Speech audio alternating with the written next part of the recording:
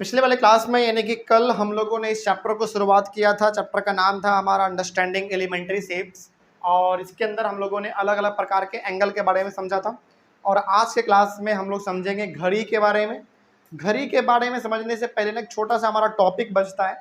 Topic है basically आपका measuring line segments, या ये सेगमेंट्स लिखा हुआ है। ओके, इसमें थोड़ा सा हमको ये बात करना होता है कि आप किसी भी प्रकार के लाइन सेगमेंट को कैसे मेजर कर सकते हैं, है ना।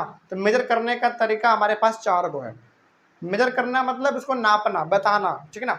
चलिए, उसके बाद ये हम लोग थोड़ा सा एक छोटा सा टॉपिक बचता है, 2 मिनट का है, इसको हम लोग खत्म कर लेते हैं। उसके बाद फिर चलेंगे हम लोग अपने घड़ी वाले केस पे। और घड़ी वाला केस बहुत इंपॉर्टेंट है, क्योंकि एनसीईआरटी में भी और आप लोगों के बुक में भी घड़ी से रिलेटेड बहुत सारे सवाल पूछे गए हैं, ठीक है ना। चलिए समझिए पहले ध्यान से। मेजरिंग लाइन सेगमेंट्स, यानी कि मान लीजिए हमारे पास ये एक लाइन सेगमेंट है, आप इसको कैसे मेजर कर सकते हैं। मेजर करने का मतलब हो गया कि ये कितना सेंटीमीटर है, आप कैसे बता सकते हैं। या तो आप इसको पहला तरीका क्या है, comparison by observation. Comparison by observation का मतलब हो गया कि पहला तो आप इसको देख के बता सकते हैं कि कितने सेंटीमीटर का होगा। यानी कि मान लीजिए सपोज करो कि हमारे पास दो लाइन सेगमेंट है, मान लो, ठीक है।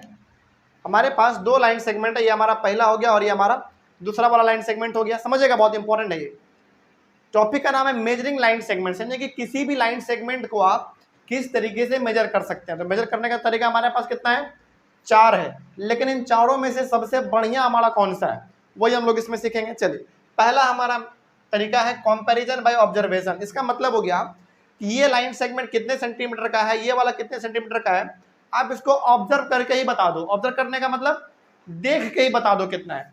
लेकिन एक बार मान लीजिए कि आपने एक बार देख के बता दिया कि ये 3 सेंटीमीटर होगा या 4 सेंटीमीटर होगा, लेकिन क्या हर बार आप एग्जैक्ट केवल देख के बता पाएंगे कितने का होगा?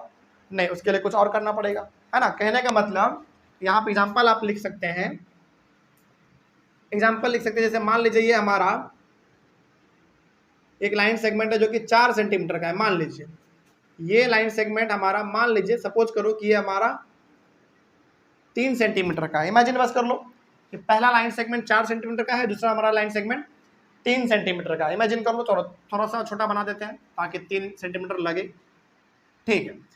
तो कोई भी आदमी हो सकता है कि पहली बार इन दोनों को देख के सही बता दे कि हाँ पहला वाला 4 सेंटीमीटर है और दूसरा वाला 3 सेंटीमीटर है। लेकिन क्या हर बार आप अंदाजा सही लगा पाएंगे? नहीं लगा पाएंगे। इसका मतलब किसी भी लाइन सेगमेंट को केवल देख के बता देना, यानी कि ऑब्जर्व करके बता देना, क्या ये सही तरीका माना जाएगा? ये हमारा सही तरीका नहीं माना जाएगा। तो इसमें आप थोड़ा सा कर लो इस तरीके से क्रॉस करने का मतलब क्या होगा, ये एक सही तरीका नहीं है किसी भी लाइन सेगमेंट को मेजर करने का। यानी कि किसी भी लाइन सेगमेंट को देख के केवल बता देना ये कितना होगा, ये सही तरीका नहीं है। मान लीजिए कि आपने एक बार तुक्का लगाया, सही हो गया, दूसरा बार तुक्का लगाया, सही हो गया, लेकिन क्या हर बार आपका सही होगा? नहीं, कहीं ना कहीं तो मिस्टेक होना ही है। तो कहने का मतलब ये हमारा सही तरीका नहीं है। ओके, आगे बढ़ते हैं। अगला हमारा है कंपैरिजन बाय ट्रेसिंग। ट्रेसिंग का मतलब क्या होता है, इसको ना आप लोगों ने बचपन में ड्राइंग बहुत बनाया होगा।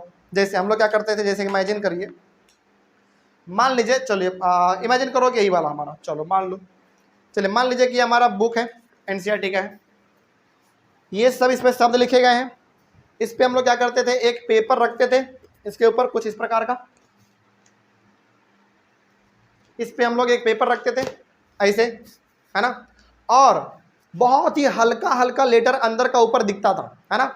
और उसी के ऊपर हम लोग ड्राइंग बनाते थे कुछ इस प्रकार का। याद आ रहा होगा आपको? कुछ याद आ रहा है? नहीं कि बचपन में हम लोग ड्राइंग क्या करते थे, छापना कहते थे हम लोग इसको, है कि नहीं, ड्राइंग को छापना। हालांकि ड्राइंग को छापा नहीं जाता है, कॉपी नहीं किया जाता, उसको बनाया जाता है ना। लेकिन टीचर हम लोग को कई बार बोलते थे ड्राइंग बनाओ, तो हम लोग क्या करते थे, ड्राइंग जैसे टीचर बोलती थी, चलेगा एग्जाम्पल के तौर पे मान लीजिए, सपोज करो ये हमारा एक लड़का का पिक्चर है। इमेजिन करो बस, ये हमारा एक लड़का का पिक्चर है और मैम बोल रही है कि यही picture same to same copy में बना के दिखाओ, और हमको बनाने के लिए आ नहीं रहा है। तो हम लोग क्या करते थे, एक पतला सा पेपर लेते थे, वाइट पेपर, इसके ऊपर ऐसे रख देते थे, है कि नहीं, और देखते थे कि कहाँ पे इसका माउथ है, उसको हम लोग पेंसिल से ऐसे ऐसे करते रहते थे, है कि नहीं। इसी को हम लोग कहते हैं ट्रेसिंग करना। यानी कि जो चीज़ नीचे में रखा हुआ है उसी चीज़ का परछाई थोड़ा सा ऊपर में आपको दिखता था, एहसास होता था कि हाँ ऐसे ऐसे है, उसी के ऊपर हम लोग पेंसिल चलाते थे और हमारा ड्राइंग कंप्लीट हो जाता था। लेकिन क्या ये भी एक सही तरीका है? बताइए, ये भी सही तरीका नहीं है। क्यों नहीं है? क्योंकि इसमें भी आप एग्जैक्ट ड्राइंग बना पाएंगे क्या? नहीं बना पाएंगे। जब आप एग्जैक्ट ड्राइंग नहीं बना पाएंगे तो क्या आप एग्जैक्ट लाइन सेगमेंट को मेजर कर पाएंगे? जैसे मान लीजिए कि हमारा यही दोनों लाइन सेगमेंट है और आपको बोला जा रहा है कि ये ना ट्रेस करके बताओ कि ये कितना का होगा। तो आप क्या करोगे? एक पतला सा पेपर लोगे, इसके ऊपर ऐसे रखोगे और ऐसे पेंसिल चलाओगे। आपने लाइन सेगमेंट बना भी दे, मतलब आप बना भी देंगे लाइन सेगमेंट। क्या लाइन सेगमेंट जो इस पे बनेगा ट्रेस करके, जो आपने बनाया, ट्रेस मतलब बेसिकली जो नीचे था वही चीज ऊपर में आपने छाप दिया, लेकिन क्या वो एग्जैक्ट होगा? चलिए मान लीजिए एक बार एग्जैक्ट हो भी गया, 2 बार हो भी गया, लेकिन क्या हर बार एग्जैक्ट होगा? नहीं, हर बार एग्जैक्ट नहीं हो सकता। कहने का मतलब कंपैरिजन बाय ट्रेसिंग भी हमारा क्या एक सही तरीका है या गलत तरीका है? लाइन सेगमेंट को मेजर करने का गलत तरीका, यानी कि ये भी हमारा एक सही तरीका नहीं है। ठीक ना, आगे बढ़ते हैं। उसके बाद है comparison by using a ruler. Ruler का मतलब क्या होता है? स्केल का बात कर रहा है बेसिकली। चलिए मान लीजिए, इमेजिन करिए कि ये हमारे पास एक स्केल है, ये हमारे पास एक स्केल है और आप क्या कर रहे हैं, इसको ऐसे रख के मेजर कर रहे हैं, है ना। आपको लगेगा कि सर स्केल से मेजर करना तो हमेशा सही होता है, बिल्कुल सही होता है। लेकिन मान लीजिए कि आपने स्केल रखा यहाँ पे और आप देख रहे हैं इधर से, तो हो सकता है कि माइक्रो पॉइंट का भी मिस्टेक हो जाए, या फिर आप इधर से देखेंगे, ऐसे देखेंगे, या फिर आप ऐसे सीधे ऐसे देखेंगे, है कि नहीं। लेकिन कहने का सिंपल सा मतलब यह है कि यदि आप इसको स्केल से मेजर करेंगे तो क्या हर बार सटीक होगा? सटीक होने का मतलब क्या है कि हर बार क्या जरा सा भी मिस्टेक नहीं होगा? मिस्टेक इसमें होने का संभावना होता है। कब होता है? जब आप ऐसे मेजर कर रहे हैं और आप देख रहे हैं इधर से। कैसे देखना चाहिए बताओ? स्ट्रेट देखना चाहिए, यानी कि आपका आंख बिल्कुल ऐसे एकदम सीधा होना चाहिए ऐसे। लेकिन क्या ऐसा हम लोग हर बार करते हैं?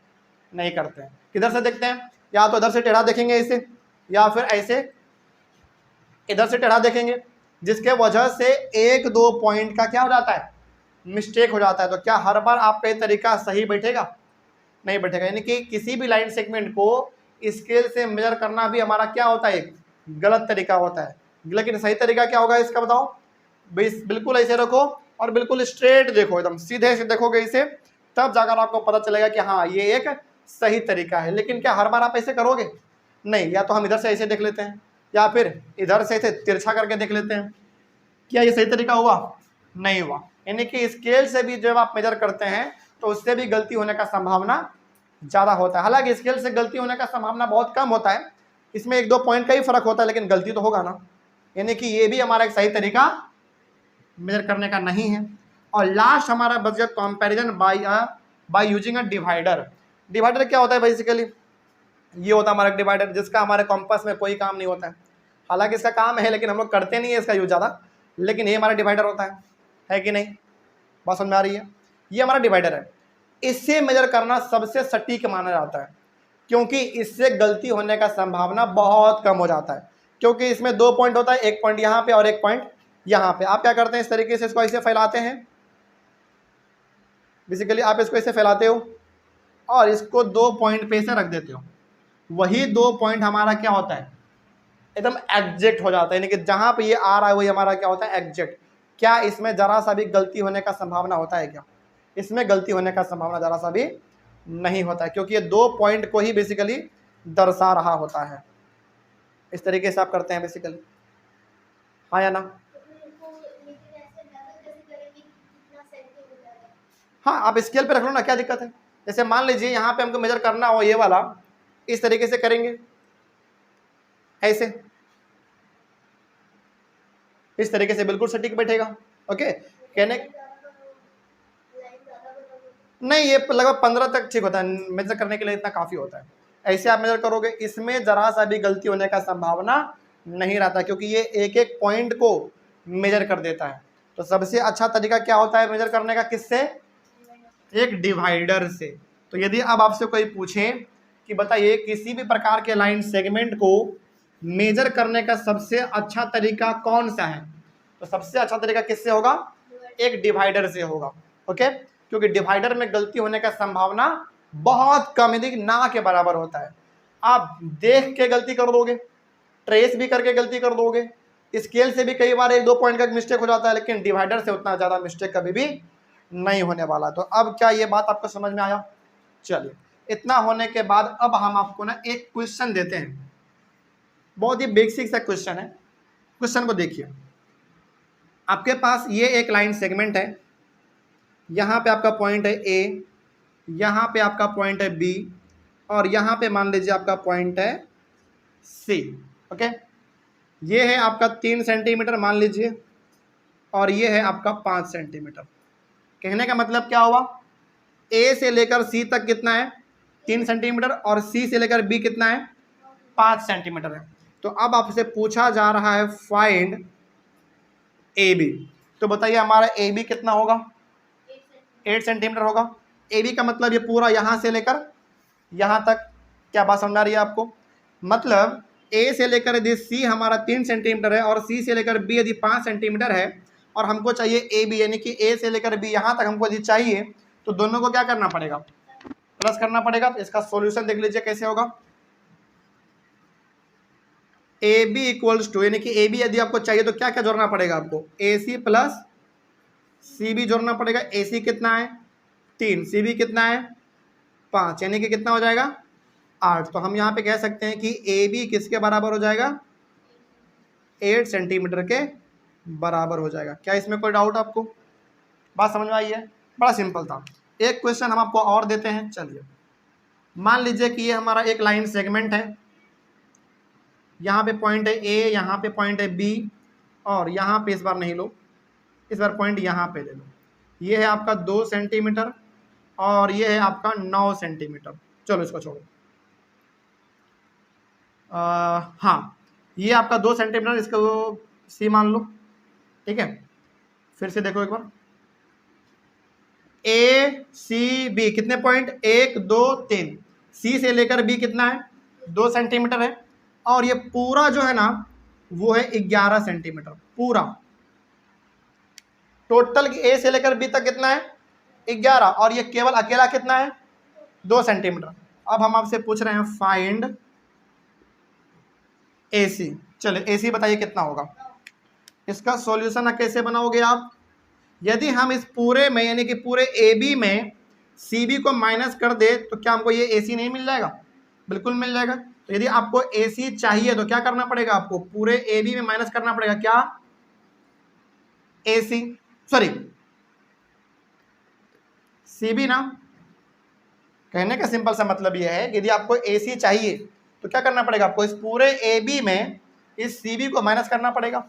तो वही चलिए माइनस करते हैं। ए बी कितना है बताइए 11, सी बी कितना है 2, कितना आ जाएगा 9 सेंटीमीटर। इसका मतलब ए सी कितना हो गया 9 सेंटीमीटर। बस यही 2 सवाल इसमें बड़ा ही यूनिक पूछा जाता है। अब तो कोई डाउट नहीं इसमें होना चाहिए। आगे बढ़े हम लोग। चलिए अब आ जाइए घड़ी वाले सवाल पे, और घड़ी वाला सवाल बहुत ज़्यादा पूछा जाता है, तो इसको आप बहुत ही सावधान तरीके से समझिएगा क्योंकि ये बहुत इंपॉर्टेंट होता है। शुरू किया जाए। चलिए देखिए ज़रा ध्यान से, इन सबको पहले एक बार साइड कर देते हैं। चलिए देखिए ध्यान से, एक काम करिए आप, घड़ी वाले कॉन्सेप्ट को जो आपको समझना है ना, तो वो वाला घड़ी उतारिए पहले, उस पर चढ़ के हो जाएगा। ऐसे चढ़ाओ ना, कोई दिक्कत नहीं है। ऐसे घड़ी को उतारिए और घड़ी वाले को समझते हैं अच्छे से। हाँ लेके आइए। ये हमारा घड़ी है और इसी घड़ी को आज हम लोग बेसिकली समझने वाले हैं। और ये हम मान के चलते हैं कि घड़ी आपको देखना आता होगा, है ना। चलो जैसे अभी समय देखा जाए तो अभी कितना हो रहा है, 4:40 हो रहा है अभी, है ना। चलो इस घड़ी में आपको बेसिकली देखना क्या है, 2-3 चीजें देखने हैं। पहले देखिए, ये यदि हमारा घड़ी है,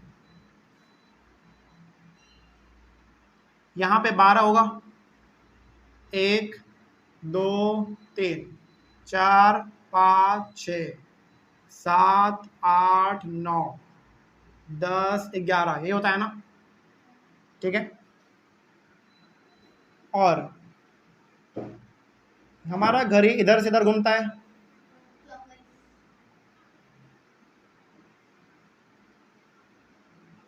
यदि घड़ी इस तरीके से घूम रहा है तो इसको हम लोग कहते हैं ये घूम रहा है क्लॉकवाइज। क्या बोलेंगे इसको?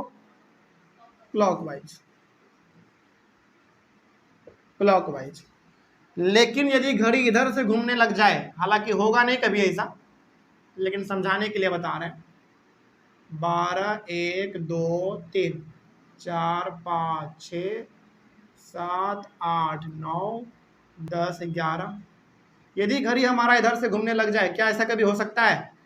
नहीं हो सकता। लेकिन मान लीजिए यदि कभी ऐसा हो गया तो इसको हम लोग क्या बोलते हैं? Anti clockwise. क्या बोलेंगे इसको? एंटी क्लॉकवाइज, एंटी क्लॉकवाइज इसको हम लोग बोलते हैं। ओके, यानी कि ये जो आपका घड़ी घूम रहा है, जरा ध्यान से आप देखेंगे तो इधर से इधर घूम रहा है ना, है ना? इसी को हम लोग कहते हैं क्लॉकवाइज। लेकिन यदि घड़ी इधर से घूमने लग जाए तो ये हमारा हो जाएगा एंटी क्लॉकवाइज। लेकिन क्या ये कभी हो सकता है ऐसा? क्या नहीं, ऐसा कभी भी नहीं हो सकता। घड़ी हमेशा कैसे घूमता है? क्लॉकवाइज घूमता है, ठीक ना? लेकिन आपने कभी गौर किया होगा तो घड़ी में हमारे होते हैं 3 निडल, है ना? निडल मतलब बेसिकली 3 सुई होता है इसमें। ये वाला देखो आप ध्यान से, एक ये छोटा वाला जिसको हम लोग कहते हैं आवर हैंड, और ये वाला जिसको हम लोग कहते हैं मिनट हैंड, और ये क्या होता है हमारा? सेकंड हैंड, है ना? यानी कि इसमें बेसिकली 3 प्रकार के इसमें सुई होते हैं। इसके बारे में भी थोड़ा सा हम आपको बताते हैं। आइए जरा देखिए ध्यान से। मान लीजिए कि दोबारा हमने ये घड़ी बनाया आपके सामने, और यहाँ पे हमने लिखा 12 1 2 3 4 5 6 7 8 9 10 11। ओके, अब इसमें देखिए ध्यान से ये होता कैसा है। जो आवर वाला होता है ना, वो बहुत ही छोटा होता है कि नहीं? छोटा तो होता है लेकिन ये मोटा भी होता है। कैसा है? हाँ, कुछ इस प्रकार का है ना? ये छोटा होता है और ये हमारा कैसा होता है? आवर वाला होता है। उसके बाद एक थोड़ा सा बड़ा वाला होता है, और ये भी मोटा होता है थोड़ा। ये कौन सा होता है बताओ? ये होता है मिनट है। और एक होता है बहुत ही पतला वाला, ये हमारा क्या होता है? सेकंड वाला। तो कैसे पहचानेंगे? देखिए ध्यान से, बहुत सिंपल है इसको पहचानना। छोटा वाला जो कि मोटा भी होगा वो हमारा हो गया कौन सा? इसको हम लोग कहते हैं hour hand. Hour hand, hour hand क्यों कहते हैं? क्योंकि ये घंटा बताता है ना? 1 घंटा 2 घंटा 3 घंटा इस तरीके से। और इसको हम लोग कहते हैं, ये बड़ा भी होगा और प्लस मोटा भी होगा, इसको हम लोग कहते हैं मिनट हैंड, मिनट हैंड। और ये वाला, ये बहुत पतला होगा लेकिन थोड़ा सा बड़ा भी होता है, ये इसको हम लोग कहते हैं सेकंड हैंड। लगभग बराबर होता है, सेकंड हैंड। तो इसमें कितने प्रकार के निडल होते हैं? निडल 3 प्रकार के होते हैं। चलिए अब जरा यहाँ पे समझ लेते हैं अपने घड़ी में। देखिए ध्यान से, ये छोटा वाला है प्लस मोटा भी है तो ये हो गया हमारा आवर हैंड। ये बड़ा है प्लस मोटा भी है तो ये हो गया हमारा मिनट हैंड। वहां से मिलाते चलेगा, छोटा वाला आवर हैंड, ये बड़ा वाला प्लस मोटा भी है तो ये हमारा मिनट हैंड, और ये जो बार बार टिक टिक टिक टिक कर रहा है पतला वाला, ये हमारा होता है सेकंड वाला। कोई डाउट नहीं ना इसमें? बात समझ में आ रही है? चलिए आगे बढ़ जाते हैं। तो ये हो गया हमारा 3 प्रकार के इसमें निडल। ओके, आगे बढ़ते हैं। अब इसमें आप एक चीज और गौर करेंगे, घड़ी में बताइए, घड़ी में टोटल कितने डायरेक्शन? 4 डायरेक्शन है कि नहीं? नहीं, यहाँ पे 8 नहीं, बेसिकली मेन कितने? मेन 4। ऊपर होता है नॉर्थ, नीचे साउथ, इधर ईस्ट और इधर वेस्ट, है ना? नहीं, इसमें उतना नहीं, वो कॉम्पास में होता है। ठीक है, चलिए इसको इधर से मिला दिया जाए और इसको इधर से मिला दिया जाए तो बताइए हमारे पास इस घड़ी में टोटल कितने घर होते हैं? 4 घर होते हैं। और डायरेक्शन कितने होते हैं? वो भी 4 होते हैं, ईस्ट वेस्ट नॉर्थ साउथ। ये पहला घर हो गया हमारा, ये दूसरा घर, ये तीसरा घर और ये चौथा घर। अच्छा, आपके मन में सवाल नहीं आया कि सर आपने ये पहला घर लिया, दूसरा घर ये ले लेते? नहीं, तीसरा घर ये ले लेते नहीं, क्यों? क्योंकि हमको कैसे जाना है, क्लॉक वाइज जाना है, एंटी क्लॉक नहीं। तो ये पहला, ये दूसरा, ये तीसरा और ये चौथा। चलिए अब हम आपसे कुछ पूछना चाहेंगे और देखते हैं कि आप इसका जवाब दे पाते हैं कि नहीं। बहुत ही सावधान तरीके से इसको सोचिएगा और जवाब दीजिएगा हमको। पहले बताइए, कल हमने आपको एंगल बताया था ना, जो बिल्कुल स्ट्रेट होता है उसको हम लोग क्या कहते हैं, राइट एंगल। यानी कि यहाँ पे कितने का एंगल बन रहा होगा, 90 डिग्री का। क्या इस बात से आप एग्री करेंगे? बिल्कुल। अब तो बताइए फिर यहाँ पे भी कितना एंगल बन रहा होगा, 90 का ही बनेगा, क्योंकि यदि हम इधर से देखेंगे तो ये भी हमारा क्या है, बिल्कुल एक स्ट्रेट लाइन है। तो यहाँ पे भी कितना बनेगा, यहाँ पे भी 90 बनेगा। इसके बारे में बात करें तो ये भी कितना होगा, 90 डिग्री होगा ये भी। और इसके बारे में भी बात करें तो ये भी कितना होगा, 90 डिग्री होगा। तो अब आप हमको ये बता दीजिए कि एक घड़ी में टोटल 90 डिग्री वाले एंगल कितने होते हैं? 4 होते हैं। 1 2 3 4। अब मेरे हिसाब से सबको समझ में आ रहा होगा धीरे धीरे। अच्छा एक बात बताइए जरा हमको ध्यान से, एक घड़ी में आपने ये तो बता दिया कि 90 डिग्री वाले एंगल 4 गो होते हैं, तो फिर बताइए 180 वाले कितने होंगे, यानी कि स्ट्रेट वाले कितने होंगे, 1 या 2? 2 होंगे। कैसे, देखिए, यदि यदि आप इसको स्ट्रेट लाइन मानते हैं तो ये हमारा स्ट्रेट लाइन ऊपर में कितना हो गया, एक 90, और एक नीचे में कितना हो गया, 90 प्लस 90 180, और 90 प्लस 90 180। यानी कि आप चाहे इसको ऐसे देखो या फिर ऐसे देखो, स्ट्रेट एंगल कितने मिलेंगे आपको, 2 ही मिलेंगे, लेकिन 90 वाले कितने मिल जाएंगे, 4 मिल जाएंगे। कोई समस्या है इसमें? चलिए इसमें हम लोग कुछ और भी बातें समझेंगे, लेकिन ऑनलाइन वाले बच्चे पहले इसका आप कॉपी कीजिए स्क्रीनशॉट लेके, और फिर इसमें हम लोग कुछ और नए बातों को डिस्कस करते हैं। और ये घड़ी वाला कॉन्सेप्ट ना बहुत अच्छे तरीके से आप लोग समझ लीजिएगा, इसमें हम लोग कुछ भी और बात करने वाले हैं। इसको पहले कॉपी कीजिए फिर आगे बढ़ते हैं।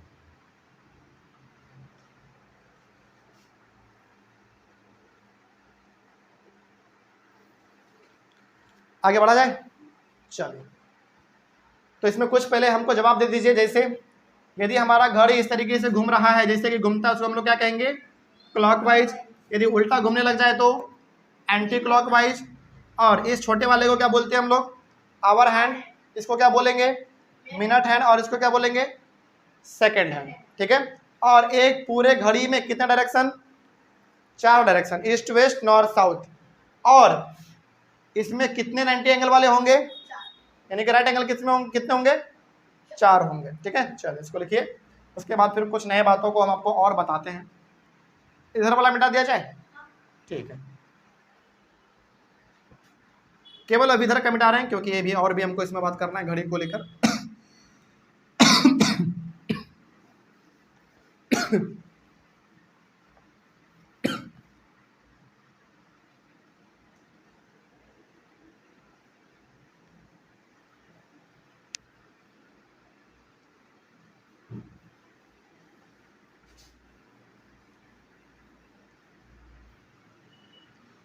चलिए नेक्स्ट बात किया जाए।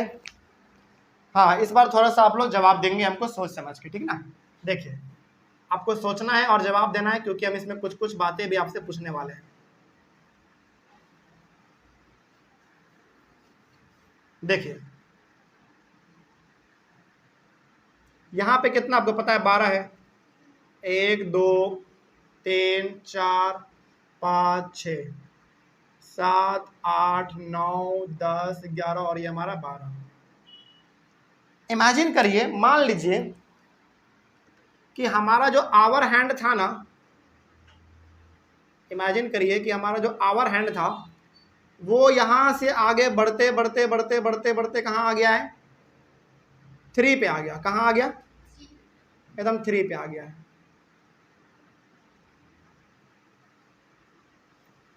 समझिएगा हम क्या कहना चाह रहे हैं, और इसका जवाब आपको देना है। हमने क्या बोला, हमने आपको बोला कि ये जो हमारा आवर हैंड वाला है वो 12 पे था, 12 से कहां पे आ गया, 3 पे आ गया। ये बड़ा नहीं समझना, दोनों को सेम समझना है, ठीक ना।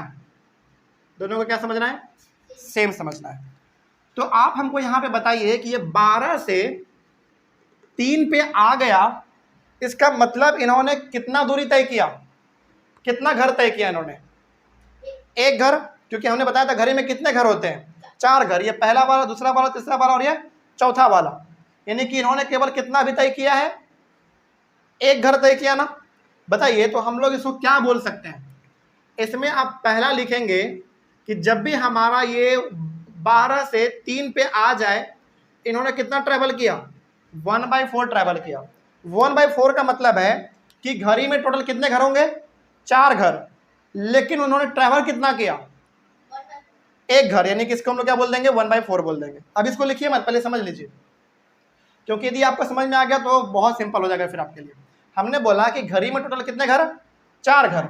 1 2 3 4 घर। तो 4 हमने कहाँ पे लिखा? नीचे लिखा डिनोमिनेटर में, है ना। लेकिन उन्होंने ट्रैवल कितना किया? एक ही घर, तो इसको हम बोल देंगे 1/4। कोई डाउट नहीं ना इसमें? आगे बढ़ते हैं। और इसमें आप बेसिकली देख क्या रहे हैं? इसमें देख रहे हैं कि हमारा आया कहाँ से कहाँ। ऐसे लिखो आप, पहले में लिख दो आया कहाँ से कहाँ? 12 से आ गया 3 पे। जब 12 से 3 पे आया तो इन्होंने ट्रैवल कितना किया? 1/4 किया। तो बताइए इन्होंने कितना राइट एंगल ट्रैवल किया? एक। तो यहां पे लिखेंगे राइट एंगल इक्वल्स टू कितना? 1। क्या ये मेरे बातों को समझ में आया? कोई समस्या इसमें? अच्छा, एक बात और इसमें हम जानना चाहते हैं आपसे कि ये 12 से 3 पे आ गया, 12 से 3 पे आ गया, मतलब ये किधर से किधर आया? नॉर्थ से ईस्ट आ गया। Very good. नॉर्थ से किधर आ गया? ईस्ट की ओर आ गया, क्योंकि आपको पता है ये नॉर्थ है, ये नीचे में हमारा साउथ होता है, ऐसे लिख दो।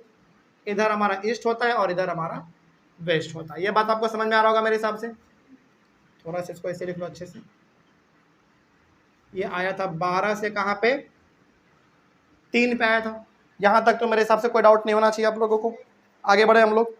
चलो नेक्स्ट, ये हमारा हुआ पहला। दूसरा देख लीजिए।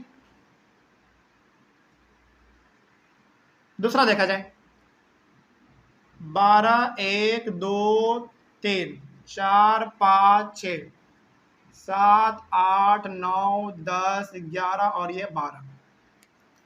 चलिए अब आप जरा सोचिए यहां पे और हमको जवाब दीजिएगा। हमारा आवर हैंड था यहां पे, ठीक है, आवर हैंड था यहां पे, और वो आ गया एकदम एग्जैक्ट 6 के सामने। समझिएगा ध्यान से, ठीक ना।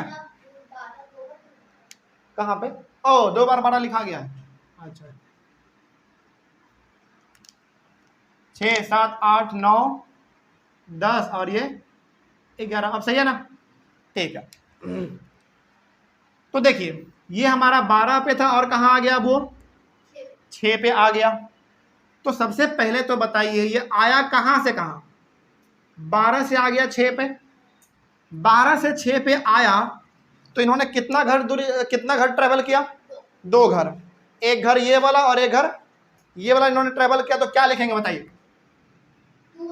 2/4। इसको सॉल्व करके लिखेंगे तो कितना हो जाएगा? 1/2 हो जाएगा। यानी कि 2/4 लिखो या 1/2 लिखो, बात तो सेम है ना। इसको आप काटोगे तो कट जाएगा। 2 1 2 2 2 4। तो 1/2 लिखो तो यानी कि 1/2 लिखो या 2/4 लिखो, बात तो सेम है। ठीक है, आगे। अब आप बताइए कि जब ये हमारा 12 से 6 पे आया तो इन्होंने कितना राइट एंगल बनाया? 2 को बनाया। एक यहाँ पे बनाया और एक यहाँ पे बनाया, तभी तो सीधा बना ना पूरा हमारा। तो राइट एंगल कितना हो जाएगा इसमें? बताइए जल्दी। राइट एंगल इसमें हो जाएगा 2। लेकिन क्या आपको इसमें दिख रहा है कि ये एक स्ट्रेट एंगल भी बना रहा है? स्ट्रेट एंगल मतलब बिल्कुल सीधा। तो इसमें स्ट्रेट एंगल कितने होंगे? 1। और स्ट्रेट एंगल का मतलब 180 डिग्री। और 180 डिग्री मतलब क्या होता है? बिल्कुल सीधा लाइन, है ना। तो यहां पे लिखेंगे स्ट्रेट एंगल। स्ट्रेट एंगल ये कितना बना रहा है? ये वाला मिटा दें। स्ट्रेट एंगल ये बना रहा है 1। उसके बाद बताइए ये कहां से कहां आ गया? किधर से किधर आ गया? नॉर्थ से साउथ आ गया। नॉर्थ से ये आ गया साउथ। अब इसमें तो मेरे हिसाब से कोई डाउट नहीं होना चाहिए आपको। बहुत ही सिंप्लीफाई करके हमने इसको बता दिया है। आगे बढ़े। चलिए नेक्स्ट देखा जाए। और ये डायरेक्शन आपको पता है क्या होता है, नॉर्थ, ये आपका साउथ, ये ईस्ट और ये वेस्ट। ठीक है, अब इस वाले में आइए, अगला इधर हो गया आपका, पहले लिख लो 12 1 2 3 4 5 6 7 8 9 10 11। ठीक है, और यहाँ पे अब आप बनाएंगे, हमारा था आवर हैंड 12 पे था, और वो अब आ चुका है, थोड़ा सा 1 मिनट रुक जाओ, एडजस्ट करना पड़ेगा इसको,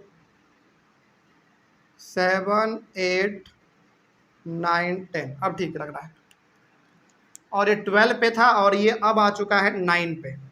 हमारा आवर हैंड किस पे आ चुका है, 9 पे आ चुका है। तो ये आपको पता है, आपका ये नॉर्थ है, ये साउथ है, ईस्ट है और ये वेस्ट है। क्या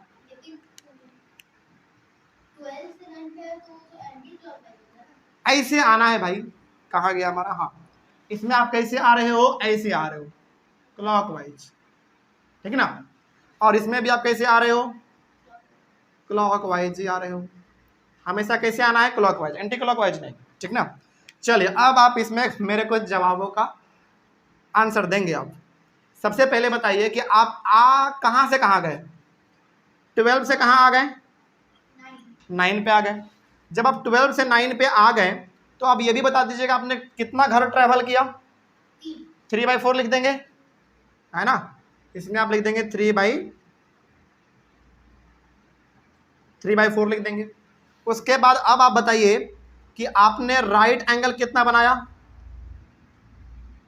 यानी कि जब आप 12 से 9 पे आए तो आपने राइट एंगल कितना बनाया, 1 2 3 4 5, कितना, 3, बिल्कुल सही, क्योंकि एक यहाँ पे बनेगा, एक यहाँ बनेगा और एक यहाँ पे बनेगा, तो राइट एंगल कितना हो गया, 3 हो गया। अच्छा एक बात बताइए, राइट एंगल 3 हुआ, इसमें आप और क्या ऐड कर सकते हैं, राइट एंगल तो 3 हुआ लेकिन स्ट्रेट एंगल कितना, देखो इसमें ना, हालांकि राइट एंगल कितना हो गया हमारा, 3 हो गया। इसमें आप एक चीज और लिख सकते हैं, पता है क्या, जब आप 12 से 9 पे आए हैं तो आपने बनाया एक स्ट्रेट एंगल और एक राइट एंगल। स्ट्रेट एंगल में कितना 90 छुपा हुआ है हमारा, 2 छुपा हुआ है, नहीं समझ आया, बिल्कुल। चलो खैर इतना भी बहुत है, इतना भी समझ में आ गया तो आपको बहुत है। कहने का मतलब सिंपल सा ये है कि जब आप 12 से 9 पे आते हैं तो आपने राइट एंगल कितना बनाया, 3 बनाया। वो वाला छोड़ दो, वो वाला शायद थोड़ा सा आपको समझ में नहीं आएगा, इतना काफ़ी है। आगे बढ़ा जाए, अब आप कहाँ से कहाँ आ गए ये भी बता दीजिए। नॉर्थ से आप आ गए हैं वेस्ट, वेरी गुड, नॉर्थ से आप आ चुके हैं वेस्ट, सिंपल, वेरी सिंपल है ना। चलिए आगे बढ़ा जाए। नेक्स्ट एक लास्ट इसमें हमारा बच जा रहा है चौथे नंबर पे, उसको भी बना लीजिए। यहाँ पे 12 1 2 3 4 5 6 7 8 9 10 11 और ये 12। अब क्या होना चाहिए जरा देखिए तो ध्यान से, पहली बार आप गए 12 से 3 पे, फिर 12 से 6 पे, फिर 12 से 9 पे, अब कहाँ जाना है, 12 से 12 पे ही चले जाना है ना। यानी कि आप यहाँ से शुरू किए थे और आप यहीं पे चले गए हैं घूम फिर के। चले जब ऐसा हुआ तो अब आप ये भी बता दीजिए कि आपने टोटल, पहले तो ये बताइए कि पहले आप ये बताइए कि आप गए कहाँ से कहाँ, ये नॉर्थ हो गया, ये साउथ, ये ईस्ट और ये वेस्ट। पहले तो बताइए आप गए कहाँ से कहाँ, हाँ अच्छा 12 से 12 पहले लिख लो, वही ठीक रहेगा। आप चले गए 12 से 12, और जब आप 12 से 12 गए तो आपने घर कितना ट्रेवल किया, 4 आपने ट्रेवल किया, तो क्या हो जाएगा 4/4, यानी कि कितना 1। और जब आप 12 से 12 पे चले गए तो बताइए आपने राइट एंगल टोटल कितना बनाया, राइट एंगल आपने टोटल बनाया, राइट एंगल आपने टोटल बना दिया 4, ठीक है। अब जब आप राइट एंगल चार बना चुके हैं तो अब ये भी बता दीजिए कि आप कहां से कहां चले गए। फिर नॉर्थ से आप चले थे, नॉर्थ पे ही आ गए हैं, तो यहां पे लिख देंगे नॉर्थ से नॉर्थ। ठीक है। अच्छा, इसमें ना एक दो बात हम आपको और भी एक्स्ट्रा बताना चाहेंगे। देखिए ध्यान से, ये बड़ा केस बहुत इंपॉर्टेंट है। सबसे पहली बात तो आप 12 से स्टार्ट किए थे और 12 पे ही आ चुके हैं, इसका मतलब आपने पूरा एक बार गोल लगा दिया ना, तो पूरा हमारा कितना होता है एंगल बताओ, गोल वाला कंप्लीट एंगल या फिर 360 डिग्री। तो आप इसको क्या क्या बोल सकते हैं, 360 डिग्री भी बोल सकते हैं, या फिर आप इसको क्या बोल सकते हैं, 1 कंप्लीट एंगल भी बोल सकते हैं, या फिर आप इसको 1 रेवोल्यूशन भी बोल सकते हैं। 1 रेवोल्यूशन का मतलब क्या हुआ, जहां से आपने स्टार्ट किया आप वहीं पे आ गए हैं, है ना। चल अच्छा, एक बार आप इसमें क्या और बता सकते हैं कि बताइए इन्होंने स्ट्रेट एंगल कितना ट्रेवल किया, यानी कि इन्होंने स्ट्रेट एंगल कितना बनाया, 2 बनाया, यानी कि एक स्ट्रेट एंगल इधर और एक स्ट्रेट एंगल इधर, यानी कि 180 मिलेगा 2 बार, तभी तो 360 होगा ना। तो यहाँ पे आप लिख सकते हैं कि स्ट्रेट एंगल कितना बनाया उन्होंने, स्ट्रेट एंगल इन्होंने बनाया टोटल 2, और राइट एंगल तो इन्होंने 4 बनाया ही है। ठीक है, चलिए इसको जल्दी से कॉपी कीजिए, और ये हमारा हो गया घड़ी वाला कॉन्सेप्ट पूरी तरीके से कंप्लीट।